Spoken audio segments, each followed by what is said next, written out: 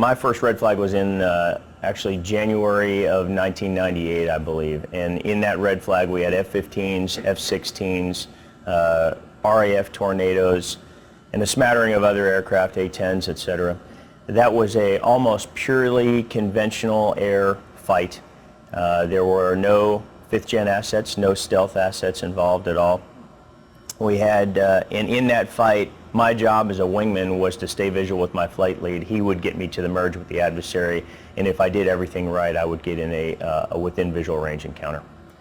That's changed significantly. The wingmen that we have out there now are air battle managers from a fighter cockpit. In the F-22 and the F-35, with the sensor suite that they have and the integration, they can actually see the battlefield in a way that I was never capable of in the F-15C that I was operating then.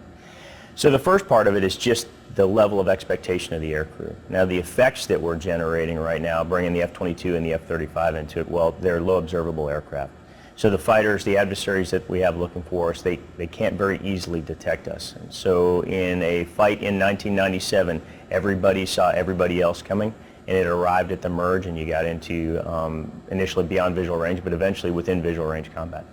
Now your adversaries know roughly where you are, but they don't know exactly where you are, and that applies to both the F-22 and the F-35.